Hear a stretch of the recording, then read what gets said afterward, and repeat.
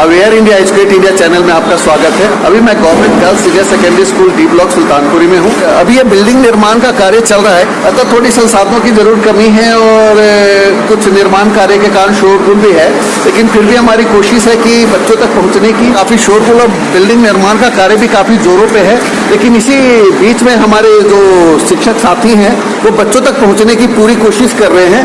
और government girls senior secondary school D block की team है हमारे बीच में, और हमारे बीच में ART हेड हैं SST की उषा मैडम, स्नेहा मैम और मनीषा मैम। इन्होंने यूरोप में राष्ट्रवाद का टॉपिक शुरू किया है, तो जो बच्चों को काफ़ी डिफिकल्ट लगता है, तो इनकी कोशिश है कि बच्चों तक ये टॉपिक पहुंचा पाएंगे। इस वीडियो को 3 पार्ट्स में बनाया गया है।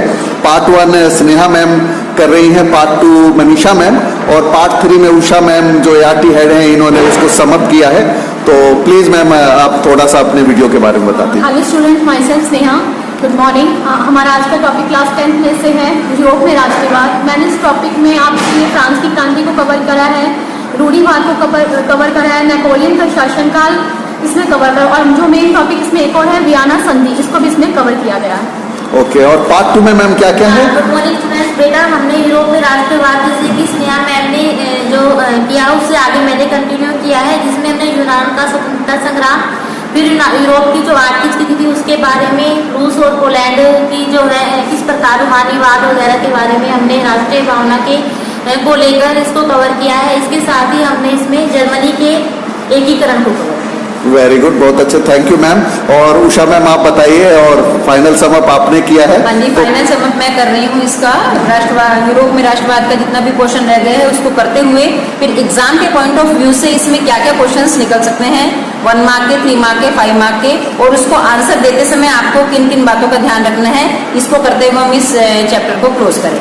यानी कि यूरोप में राष्ट्रवाद और भारत में राष्ट्रवाद, ये दोनों करके 20 मार्क्स बच्चों के सिक्योर हो जाएंगे। हाँ जी, बिल्कुल बिल्कुल, हमारी ये कोशिश है कि वो 20 में से 20 बच्चों को हिस्ट्री में पूरा का पूरा मिल जाए।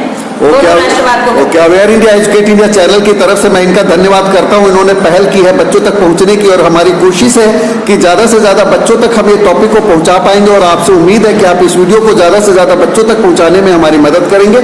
Thank you ma'am, please continue. Good morning students, आज हम टॉपिक डिस्कस कर रहे हैं क्लास 10th के लिए। टॉपिक नेम है हमारा यूरोप में राष्ट्रवाद। ये हमारा इतिहास की पुस्तक में से टॉपिक हमने लिया है, यूरोप में राष्ट्रवाद। अब यूरोप में राष्ट्रवाद किस तरह से फैला, अब उसके क्या परिणाम हुए पूरे यूरोप में, हम इसके बारे में इस टॉपिक में हम चर्चा करेंगे।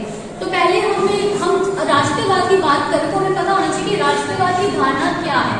Good morning students. बच्चे आज हम लोग जो है यूरोप में राष्ट्रवाद को ही कंटिन्यू कर रहे हैं। इससे पहले आप लोगों ने वियना संधि की थी, उसके बाद जो आप लोगों का आ जाता है क्रांतिकारियों का युग। जो क्रांतिकारियों का जो युग था बेटा वो 1830 से लेकर 1884 तक चला था।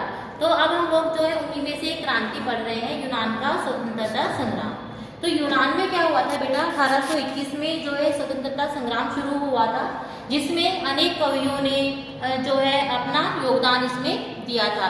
कवि थे, कलाकार थे। इसके अलावा जो दूसरे यूरोपीय देश थे जिनमें क्रांतियां हो रही थी, जिसमें आप लोगों ने फ्रांस का भी एग्जाम्पल देखा था, तो वहीं से यहाँ के लोग भी क्या कर रहे थे, प्रेरणा ले रहे थे कि हमें भी अब क्या होना है, हमें स्वतंत्र होना है। तो इसलिए इन लोगों ने क्या कर दिया कि इनके अंदर भी एक राष्ट्रवाद की भावना उत्पन्न हुई यूनान के लोगों को, और उन्होंने वहां पर जो है एक स्वतंत्रता संग्राम शुरू कर दिया, जो कि कब किया था, 1821 में। तो जब उन्होंने स्वतंत्रता संग्राम शुरू किया तो उसके बाद जो है उनकी जीत हो गई थी, और उन्होंने 1832 में कुस्तुनतनिया की जो संधि हुई थी उसके तहत यूनान को जो एक स्वतंत्र राष्ट्र घोषित कर दिया, जो कि पहले ओटोमन साम्राज्य के अधीन था। यहाँ पर आपका यूनान का स्वतंत्रता संग्राम समाप्त हो जाता है।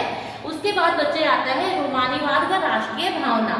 तो आप लोगों को पता होना चाहिए कि रूमानीवाद है क्या। तो रूमानीवाद को आप लोग इस तरह से समझ सकते हो बच्चे कि आप लोग जब अपनी किसी संस्कृति के प्रति प्रेम दर्शा रहे हो, तो मीन्स कि अगर हमें अपने देश का विस्तार करना है तो उसके लिए हम सिर्फ युद्ध हो और दूसरे क्षेत्र का विस्तार नहीं करें, मीन्स हम युद्ध का ही सहारा नहीं ले रहे कि हमें अपने क्षेत्र को बढ़ाना है। उसके लिए हम लोग जो है कविताओं का सहारा ले रहे हैं, संगीत का सहारा ले रहे हैं। ये भी क्या है कि मीन्स अपने देश के प्रति हम प्रेम व्यक्त कर रहे हैं। किसके थ्रू? कवि लोग कविताओं के थ्रू कर रहे हैं। हम अपने संस्कृति के प्रति प्रेम, अपनी भाषा के प्रति प्रेम, मीन्स इन सब अपने चारों तरफ की चीजों को लेकर, जिसमें हमारी संस्कृति आ गई, भाषा आ गई, उसको लेकर अगर हम अपने राष्ट्र के प्रति प्रेम व्यक्त कर रहे हैं, उसको हमने रूमानीवाद का नाम दिया। रूमानीवाद व राष्ट्रीय भावना मीन्स यहाँ पर हम लोग क्या कर रहे हैं, यहाँ पर हम लोग देख रहे हैं कि किस प्रकार जो है राष्ट्र के निर्माण में रूमानीवाद ने महत्वपूर्ण भूमिका निभाई थी। आप लोगों ने अब तक देखा था कि कोई भी देश है वो अपना विस्तार कर रहा है तो वो युद्ध के थ्रू कर रहा है, या कोई राजा दूसरे राज्य को अपने राज्य के अंदर मिला लेता है, तो उससे क्या होता है, किसी देश का विस्तार हो जाता है। लेकिन यहाँ पर हम लोग कर रहे हैं कि रूमानीवाद के थ्रू किस प्रकार लोगों के अंदर राष्ट्रवादी भावना का हम क्या कर रहे हैं, एक विकास उनके अंदर पैदा कर रहे हैं। तो रूमानीवाद के अंतर्गत जितनी भी हमारी संस्कृति होती है, भाषा होती है, कला होती है, या संगीत के होते हैं, कहानियां होती हैं, उनके थ्रू लोगों के अंदर जो है एक राष्ट्रवाद की भावना का जो है प्रचार करना, वो क्या किसके थ्रू, संस्कृति के थ्रू, ये सारा क्या है, ये रूमानीवाद। जैसे कि आप लोग एक एग्जाम्पल ले सकते हो रूस का। रूस ने क्या किया था, पोलैंड पर हमला कर दिया था, और पोलैंड पर हमला करने के बाद उसने क्या किया कि जो पोलैंड की जो पोलिश भाषा थी उसको वहां से पूरी तरह से हटा दिया, और कर दिया कि लोगों को बोला कि आप लोग क्या करोगे, आप जो है रूसी जो भाषा है उसका ही प्रयोग करोगे हर जगह। तो इससे क्या हुआ कि लोगों को जो है एक विद्रोह उनके अंदर उत्पन्न हो गया। क्यों? क्योंकि आप लोग देखते हैं ना, हमें अपनी भाषा के प्रति प्रेम होता है, और अगर मान लो कोई हमारी भाषा है या हमारी संस्कृति है उसको बिल्कुल पूरी तरह से खत्म कर दे और बोले कि आपको हमारा पहनावा पहनना है, तो आपको क्या गुस्सा आएगा ना। तो वही हुआ था कि पोलैंड में रूस ने जो किया था, वहाँ की भाषा को हटा दिया था। तो इससे क्या हुआ कि वहाँ के लोगों के अंदर विद्रोह उत्पन्न हो गया, और उन लोगों ने क्या कर दिया था कि उन्होंने जो है रूस के खिलाफ युद्ध शुरू कर दिया। लेकिन वहाँ पर फिर उनके रूस क्या था, काफी पावरफुल था, तो उसने जो पोलैंड के लोगों ने जो विद्रोह किया था उसको पूरी तरह से दबा दिया। लेकिन वहाँ पर जो है ये चीज क्या हुई कि रूसी जो भाषा थी उसने उन लोगों के मन में एक विद्रोह के रूप में काम किया था, क्योंकि उन लोगों की भाषा को पूरी तरह से समाप्त कर दिया। 1830 से 48 के बीच में यूरोप की आर्थिक स्थिति। सबसे पहले आप लोगों को पता होना चाहिए कि आर्थिक होता क्या है। आर्थिक का मतलब होता है धन से संबंधित होना। तो आप लोगों को आर्थिक जो है शब्द समझ में आ गया होगा। तो मीन्स वहाँ की आर्थिक स्थिति क्यों खराब थी। तो सबसे पहला पॉइंट है आपका जनसंख्या में वृद्धि, कि वहाँ की जनसंख्या बढ़ती जा रही थी। अब जनसंख्या बढ़ रही है तो धन की कमी अपने आप हो जाएगी। दूसरा है प्रस्थान। प्रस्थान का मतलब है एक स्थान से दूसरे स्थान पर जाना। लोग क्या कर रहे थे, गांव से निकलकर शहरों की तरफ जा रहे थे। अब शहर की जनसंख्या क्या है, बढ़ती जा रही थी वहाँ पे, और वहाँ पे जब लोग बढ़ रहे हैं तो वहाँ पे जो है रोजगार की कमी उत्पन्न हो गई थी। तीसरा पॉइंट आता है आपका बेरोजगारी में वृद्धि। बेरोजगारी में वृद्धि क्यों? क्योंकि जनसंख्या बढ़ रही है लेकिन जो है रोजगार उत्पन्न नहीं हो रहे, इसलिए लोग बेरोजगार हो रहे थे। गरीबी अपने आप हो जाएगी। जब लोगों को रोजगार ही नहीं मिल रहा तो वो लोग क्या है, गरीब होते जा रहे थे। फिर वहां पर बारिश नहीं हुई प्रॉपर, जिसके कारण क्या हुआ, फसल खराब हो गई। अब फसल खराब होने के कारण जो है लोगों को जो है अच्छे से उनका पेट भी नहीं भर रहा था, भूखमरी से लोग मरते जा रहे थे। तो इससे क्या हुआ कि वहां के जो यूरोप के जो लोग थे वो गुस्से में पागल हुए जा रहे थे। उन्होंने क्या किया, एक विद्रोह कर दिया और सारे लोग जो है मिलकर सड़क पर उतर आए और उन्होंने क्या कर दिया, सरकार के विरुद्ध विद्रोह कर दिया, जिसको कृषक विद्रोह का नाम भी दिया गया था। तो इसके बाद क्या हुआ, जब लोगों ने जो है विद्रोह किया तो वहां पर लास्ट में जाके यूरोपियन सरकार का गठन हो गया। यूरोपियन सरकार का गठन का मतलब कि वहां पर जो है गणतंत्र राज्य की स्थापना कर दी गई। तो सबसे पहले आपको पता होना चाहिए कि गणतंत्र है क्या। तो देखो बेटा, अलग अलग टर्म्स होती हैं जिसमें आप लोग सुनते हो लोकतंत्र, गणतंत्र, राजतंत्र। राजतंत्र मीन्स राजा का शासन, लोकतंत्र मीन्स लोगों का शासन। लेकिन गणतंत्र जो है आपको समझ में आना चाहिए होता क्या है।